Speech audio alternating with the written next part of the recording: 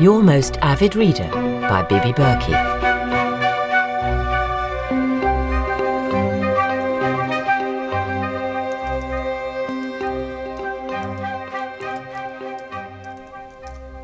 Well, so let's pick it up where we left off. Maria is smuggled to London when Mrs. Hadley and her children leave their country home for town. The sisters are complicit in the subterfuge, insisting the Hesiot girl accompanies them as their lady's maid. Their mother takes no interest in domestic matters, and the plan is easily executed. Early autumn in London is magical. The streets peaceful and stately, the sun creeping through the shuttered windows. Behind one such window, in an attic room, Dominic and Maria talk of their strange dreams, their excitement at having found each other. Do they do more than talk? I'm unsure about this. What do you think? I think I might be a little shy about sexual description, I'll be honest. I've always admired your sure hand in this department. What's definite is that this should be the most heart-achingly beautiful chapter, full of love and contentment, with London as the sanctuary they have longed for. It must be brimming with devotion, not just to each other, but to the city itself. But here's the thing. When the time comes for them to leave and to return to Lincolnshire, the girl is gone.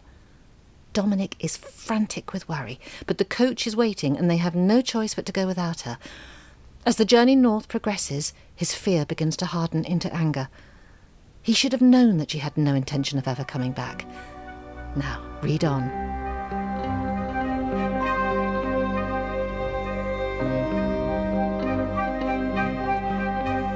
I shall never forgive you, sobbed Dominic. The road darkened.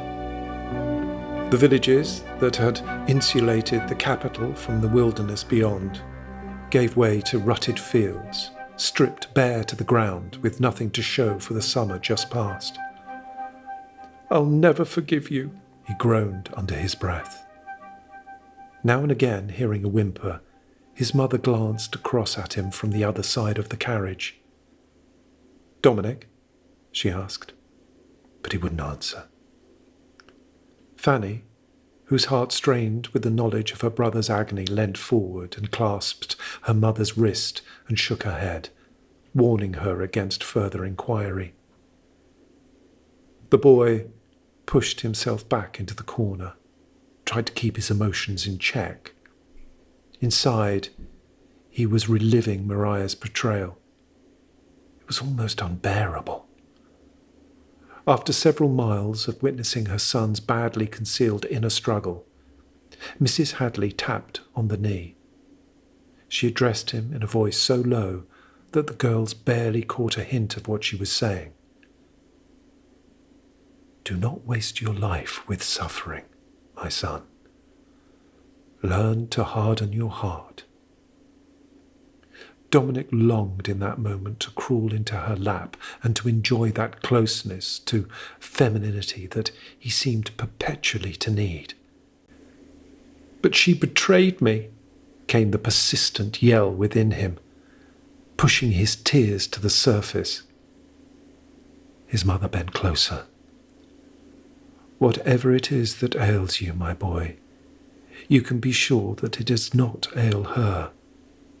She has been brought up to get the better of you. It's in her blood. His eyes widened. His heart stopped. How could she understand? I feel a lightness. I feel relieved. Last night, Edward and I went to the local pub for dinner, and he held my hand across the table and said, "You look a little more settled, my love. Are things moving along for you?" And before I could utter a word, he added, "I do hope so," and left it at that. I doubt he fancies entering the murky world of my psyche, bless him. We walked back along the lanes, and the world smelled divine. Is it because of you? Am I getting excited by a book that I haven't even written? Why has Maria absconded? Why is Dominic behaving like such a hideous and morose teenager? How strange. I should be tearing my hair out because I've had no hand in it, and yet I feel almost exuberant. I'll tell you what, I feel particularly enthusiastic, not a word I often use, about the most sententious horde. I have such a good feeling about them. I want it to be a really romping kind of story, with the girls getting into all sorts of scrapes and growing up together. One of them shall be me, and shall rise above them as the knowing one, the one that kisses goodbye to their childish dreams as she alone sails successfully into adulthood.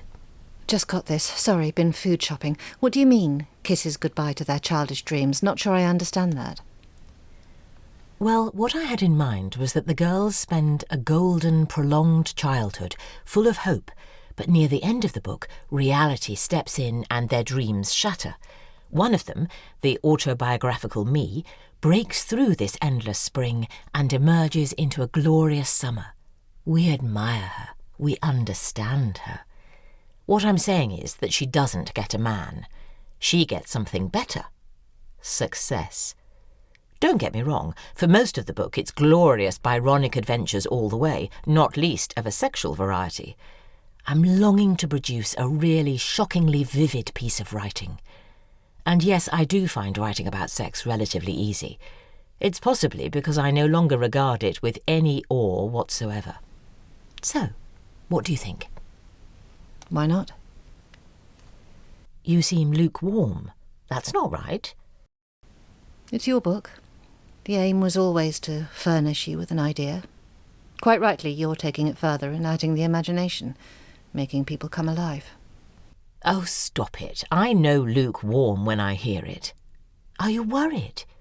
Is it because this flash of enthusiasm, there, I've used that word again, is making you think that it's the end of the line for us? Are you fretting that this is where we kiss goodbye? Well, you mustn't. You've opened my eyes to a whole new collaborative way of producing books, where we combine ideas and share out roles according to skills. I've already thought about it. I shall pay you. Surely, as a single mother, you'd love to work from home, and I'll give you a big mention in the acknowledgements as a researcher par excellence. It's such a lovely job, don't you think? A fiction researcher. I bet people would give their eye teeth for such a jammy role. Funny, but it wasn't all that long ago that I was telling you about what an enviable job you had, and you weren't convinced. Now here you are, planning ahead, allotting duties. More to the point, you have a picture in your head of how your next book will look, even how the acknowledgements will read. Thank you. Thank you for the offer of a collaborative role, but I don't think a writer could really work that way. I think all you needed was a jolt. Perhaps telling me about all those men in your life, about Doug, Ryan, Scott and Edward, oiled the storytelling mechanism for you. Please don't worry about my finances, or about crediting me. I never asked for anything. I simply offered something. I must stress one more time, you are the writer, not me. It may come as surprising from one so self-obsessed, but I feel I may have got to know, understood you, just a touch. And there's a sadness about you, and a selflessness. I don't think it comes purely from good nature, but from a kind of resignation in the face of disappointment. Am I right? You don't talk much about yourself, not because you're polite, but because you don't want to open yourself up to scrutiny. I don't function that way. I truly don't care what people think of me. That time I told Scott's wife that we weren't lovers wasn't because I wanted to do the decent thing. It came from a perverse pleasure in making her doubt her sanity. Come on, don't worry about how things might end up. Give me your ideas. Tell me your stories. Let me forge out of them something viable, something publishable, and we can both get out of it what we want. What do you want? I want to say goodbye, to leave you be now. I want, though, if you don't mind, just to give you a sample chapter of the Most Sententious Horde book, just because it's in my head and I want it out of there and to leave me alone. You sound like a writer when you speak like that, about needing to get things out. But you tell me that you're not. The thing about emails is that it's almost impossible to read the sender accurately. The tones of voice, the inflections, they're all lost. what might be said in a sardonic manner comes across with insouciance. I don't know whether you want me to woo you or not. Just finish the Hesiot story and give me the historic details of the Regency girls. Why throw me a sample chapter? That's no use to anyone. I know, but it's all I ask you. I don't want anything else but to give you this chapter. The Hesiot story, well, my part in it is ending. Maria must find a place that accepts her, where there's no stain on her from her background. Nathan and Elizabeth must fight between two cultures, and they must face tragedy and loss before the story is complete. Dominic must accept that he can't control the lives of others. There will be a necessary cataclysm at the end. I've written the ending, but I've held it back because I think you should do it. Anyway, it's probably no good. The book never was. You could do so much better. Take it and improve it. Own it. Fine, whatever. It's always been your story. I'm happy to fine-tune it when the time comes. But the most sententious horde is mine. I can see them, hear them. I'm worried that I'll be blown off course by your notion of how these girls should be. I don't want your imagination clouding my vision. But, Hilary, I must ask you, how did you know that my first husband's name was Doug? You mentioned him in an earlier email. I've been careful not to name him because he has quite a high profile. I didn't want to drag him into this correspondence. Did I accidentally let it slip? I don't recall doing so. How did you know? I think it's about time we met our most sententious horde of ladies. I'm sending an attached document. Please open it.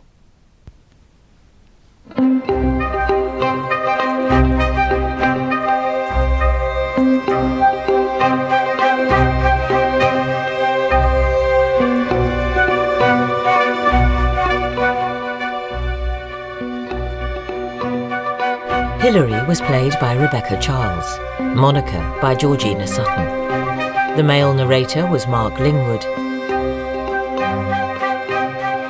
Your Most Avid Reader was written by Bibi Berki, with sound editing by Mark Lingwood.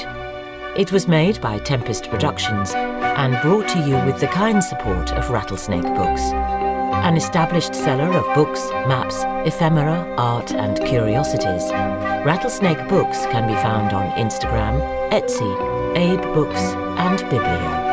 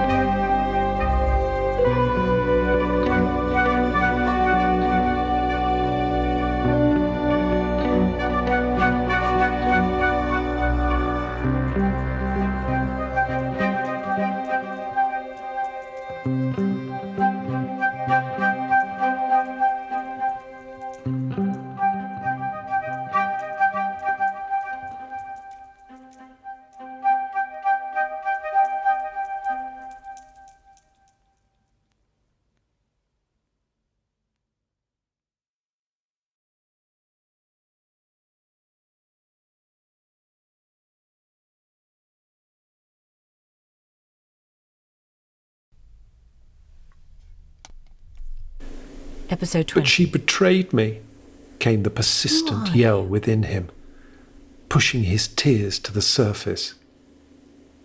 His mother bent closer.